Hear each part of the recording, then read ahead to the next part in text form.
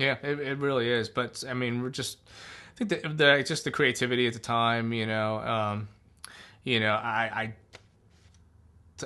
did most of the sound design for that record. That was kind of like my gig at the time, with sound design and programming, and stuff like that. So I'm pretty proud of some of it, and the way it turned out and everything, and just the way it was done. I think was really great. And I think Trent wrote his best songs. It was like the combination of the sounds and the songs, and the way they all fit together, and made some it made a really really good record.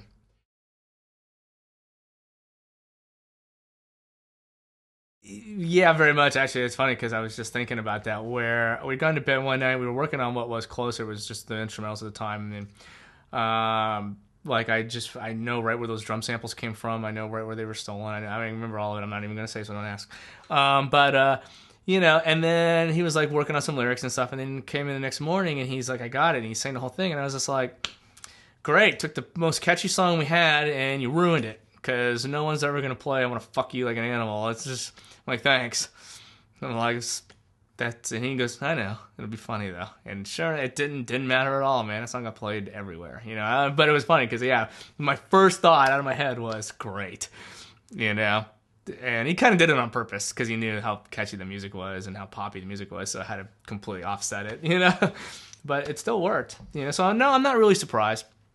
And at that time in the mid '90s over here too, alternative music was the biggest thing in the world. I mean, alternative wasn't even alternative because alternative was hits. A corporate rock, of the '80s. The hair metal was dead. The one hit wonders were dead. Now it was all about Nirvana, and then there was Hole with Courtney. Melvin's got their break finally. The Pumpkins had Gish.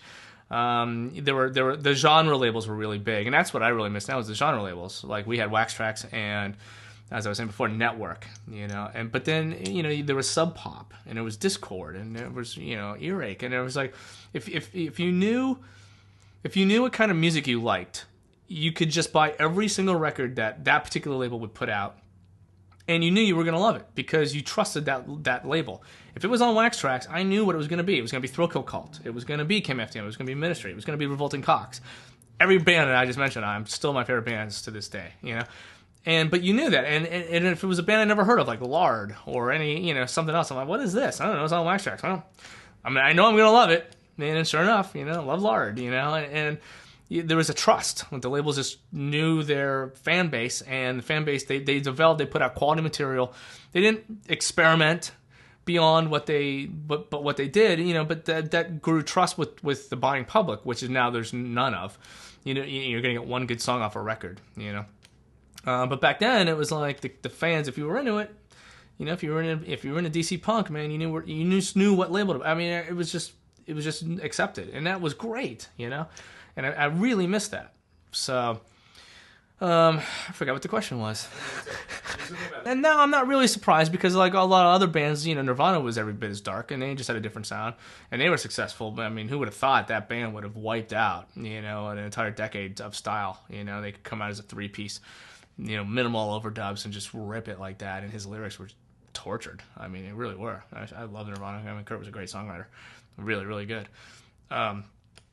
So no, I guess I'm not really that surprised. The only thing I guess that surprises me is still, even to this day, electronic music and it is still people understand what bass, guitar, drums, keyboard, strings. People know what those instruments sound like. They're very archetypal. They're ingrained into all of our subconscious. But when you hear weird synth sounds you've never heard before, it's hard to understand is that sound supposed to make me scared, happy, sad?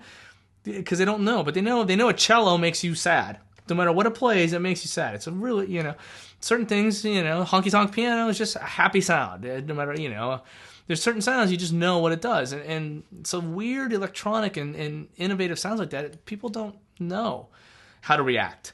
And so if I was to say I'm surprised at all, it would only simply because some of the sounds we were using were really weird, and a lot of them were created from sound design. A lot of the songs were sound design based, like Reptile. Is all. I won't say where those sounds came from either, because I'm not giving away my secret. But, I think anybody who's watched a few movies may figure it out on their own. Email me, I'll tell you if you're right. But, like they were coming, we did stuff in different approaches. So I can understand that being difficult for people. I was going to say, as emotional as Hurt is, I you know, I mean, Trent and I don't talk anymore, but Johnny Cash, just his version, wow. I mean, that's the version right there, you know. Every time I hear it, I still kind of get a little cry. I mean, it's just, you know, because I knew Johnny was dying at the time, and he knew he was dying at the time, and it was just, you know, he was very sick, and like knowing the frame of his life, the lyrics of that song and the way he performed it was just, man, it's hard to beat that. You know, and I'm sure Trent, I mean, like I said, we don't talk about it. I'm sure he has to be thinking, fuck, you know, is like one of his most touching songs. He was one up. Do you know what I mean? So I wonder how he thinks of it, you know, if he thinks of it.